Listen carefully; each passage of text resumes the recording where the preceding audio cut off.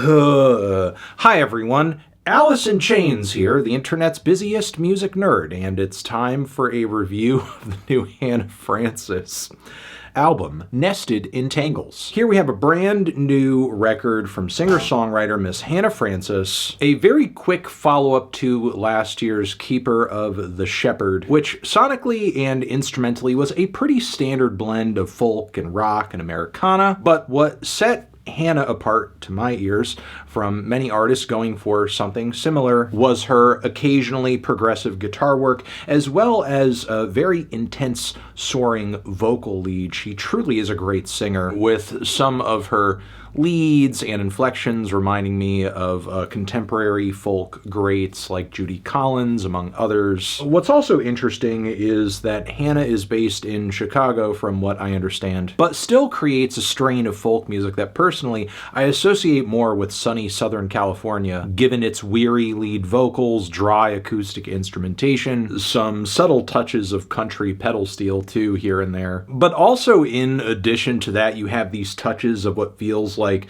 big city indie music that comes through in a lot of the whimsical and ornate arrangements and layers that surround her songs. And I think on this record she makes about as obvious a nod to the heyday of this sound in the mid to late 2000s by working with none other than singer-songwriter Daniel Rawson himself of Grizzly Bear fame. He has some feature nods on a few tracks of this record, and on key moments of this album, like with the opening title track, we get hit with these vocal harmonies and jazzy horn flourishes that are like a dead ringer for classic records such as Yellow House, a Grizzly Bear album you most definitely should listen to if you have not already. But yeah, there's a cool combination of elements and ideas coming together throughout this record, parts that are both warm and wintry, progressive and simplistic, also worn but refined too, like a big room theater performance.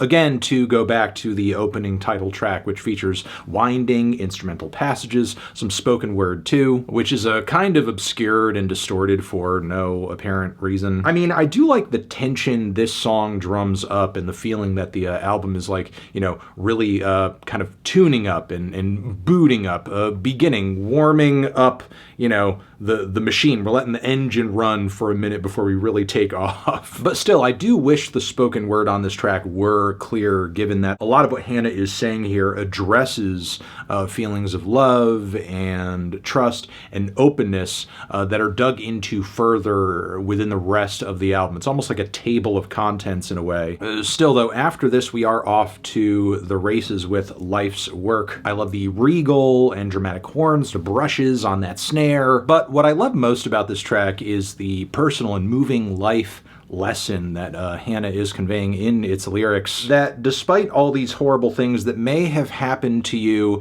in life during your formative years, you still have to be able to move past it and teach yourself to love and be accepting and just move on. And that act, that process is in and of itself life's work. And further songs from here seem to also center around like Hannah's process and experiences around kind of moving past what seems like just some very terrible family history, connections or relationships that may not have worked out, like on Falling From and Further, where she describes being at a bit of a loss, wishing she could have lost time back, and describing the way in which she's aware that she has this habit of pushing people away out of fear that she is going to be either cut off or rejected, so she just kind of does it first. After this, we have the Beholden to instrumental, which I like quite a bit. I think it adds in a very lovely way to the tracklist flow of this album quite a bit. And lyrically, Steady in the Hand is yet another shockingly honest moment where Hannah talks about wanting to be somebody who is functional in a way to where they can be the best version of themselves and being able to love openly knowing that. This, of course, is set to these wonderful swells of guitar and strings and pedal steel. It's not a super defined wall of sound, but it is a dense and lush one that leaves Hannah's vocals sounding like they are calling down and echoing through a massive canyon of instrumentation. And the gentle pacing of this track, in my opinion, is absolutely entrancing. The track feels like a never-ending embrace or a slow dance. From here in the second half is where I feel like we begin to hit some rockier moments on the track list. An instrumental interlude that, to my ears, is a little too aggressive and reads as very Daniel Rawson coded, almost like a leftover from one of his Department of Eagles projects. And as much as I do like the lyrics of Surviving You, it's a track that really comes as advertised by its title, I still find Hannah's doubled up and very bold lead vocals to be more disorienting than anything. It almost feels like these different vocal lines are at war with each other in terms of like which one is like really trying to grab my attention. It's also kind of unfortunate this is the resulting effect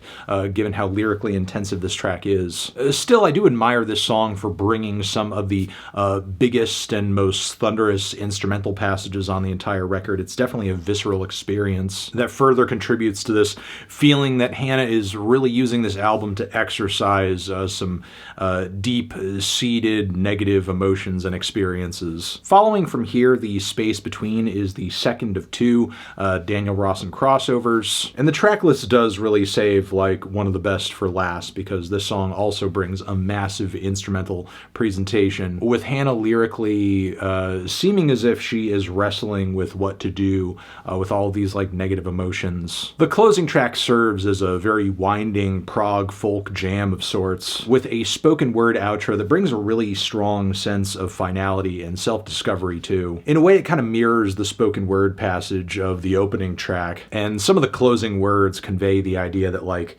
what Hannah had been searching for, she was able to find in herself. But yeah, for sure this album is one of the best and most impressive, most solid and holistic, and I would say thoughtful listens I had of any folk or folk adjacent album this year. And with Daniel Rawson's presence on the record and how much his influence like clearly comes through on some of these instrumental passages in an indie folk way, it does feel almost like a passing of the torch sort of moment. While also this record showcasing Hannah building very effectively on a lot of the work and ideas she put into her last record as well. I will say like creatively, aesthetically, there's not a night and day difference between this and her last album. Just like a lot of very subtle improvements and changes on a lot of what she was trying to accomplish there. I would say this record is an even farther cry away from her 2021 project Bedrock, which was not nearly as methodically assembled as this is. But yeah, overall very like captivating, enthralling album, beautiful vocals and instrumentation all around, and some very thoughtful explorations of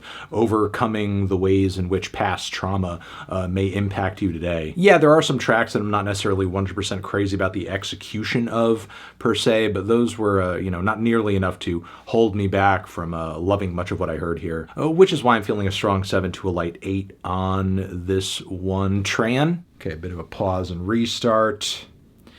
And at number 19, one of the most thrilling jams I have heard this year, that is Prologue, which comes off of the new Kamasi Washington record. If you are looking for some tight jazz fusion with some